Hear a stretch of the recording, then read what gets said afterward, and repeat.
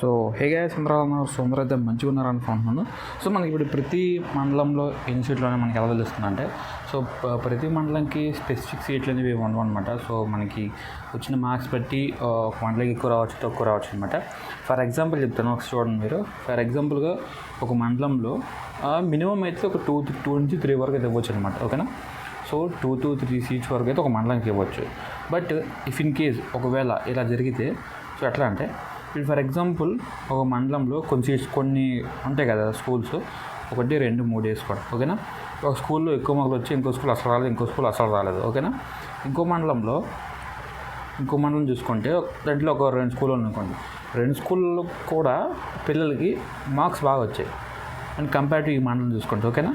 ఈ మండలంలో ఒక స్కూల్ 2 స్కూళ్ళు బాగా వచ్చాయి, ఈ మండలంలో కూడా 2 స్కూల్ బాగా వచ్చాయి. కానీ ఈ మండలంలో చూసుకుంటే టాపర్స్ ఓన్లీ 2 నుంచి 3 వరకు ఉన్నారు అనమాట. ఈ మండలంలో టాపర్లు ఒక 5 నుంచి 6 వరకు ఉన్నారు. ఓకేనా.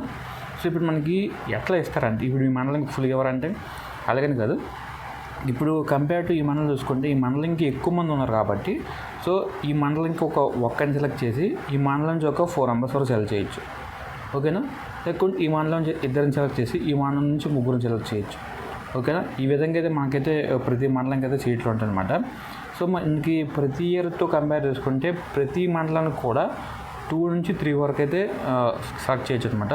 అంటే నేను స్కూల్ చెప్పట్లేదు, మండలంగా అంటున్నాను. ఓకేనా. ఇఫ్ ఇన్ కేస్ ఒక మండలంలో మిగతా స్కూల్తో కంపేర్ చేసుకుంటే ఒకే స్కూల్లో ఎక్కువ మంది టాపర్స్ ఉంటారు అనుకోండి, ఒకే స్కూల్ నుంచి కూడా 3 సెలెక్ట్ చేయొచ్చు, మళ్ళీ 3 to 4 రావచ్చు. ఓకేనా. ఈ విధంగా అయితే మనకి ప్రతి మండలంకి అయితే సీట్లు వేరీ అవుతుంటాయి. ఓకే. ఇప్పుడు ఫర్ ఎగ్జాంపుల్ మీరు ఏమంటారు, ఇప్పుడు ఈస్ట్ గోదావరి, వెస్ట్ గోదావరిలో ఎక్కువ మంది సెలెక్ట్ అయ్యారని చెప్పి, అంటే ఎక్కువ మంది 10s వచ్చాయి, అంటే ఎక్కువ మందికి 600కి ఎక్కువ వచ్చాయని చెప్పేసి అలా అంటారు కదా. సో అలాంటప్పుడు ఈస్ట్ గోదావరి నుంచి వెస్ట్ గోదావరి నుంచి ఎక్కువ మంది సెలెక్ట్ అయ్యే అవకాశం ఉంది. అందుకే మీరు చూసుకుంటే ప్రతి క్యాంపస్లో కూడా ఏదైనా శ్రీకాకుళం కానీ, ఒంగోలు కానీ, అజ్జిగడ్డ, ఆర్కే వ్యాలీ కానీ, నుజుడు కానీ ఈస్ట్ గోదావరి, వెస్ట్ గోదావరిలో ఎక్కువ ఉంటారు. ఎందుకంటే అక్కడ నుంచి వచ్చే స్కూల్లో నుంచి ఎక్కువ మార్క్స్ వస్తాయి కదా వాళ్ళకి. సో వాళ్ళకి ఎక్కువ ప్రిఫరెన్స్ ఇస్తారు మన కంపేర్ టు అదర్ జిల్లా వాళ్ళతో పోల్చుకుంటే. ఓకేనా. సో మీకైతే మొత్తం అర్థమైంది అనుకుంటున్నాను. ఇంకో విషయం ఏంటంటే, మనకి ఏ క్యాస్ట్కి ఎన్ని మార్క్స్ రావాలని చెప్పేసి నేను ఆల్రెడీ ప్రీవియస్గా వీడియో పెట్టున్నాను. సో ఒకసారి వీడియో లింక్ కూడా నేను డిస్క్రిప్షన్లో ఇస్తాను, లేకుంటే ఇక్కడ ఐబార్లో ఇస్తాను, చూడండి ఒకసారి, మీకు క్లారిటీ వస్తుంది. ఓకేనా. సో ఇదన్నమాట వీడియో. సో వీడియో అయితే ఫుల్గా చూసారనుకుంటున్నాను.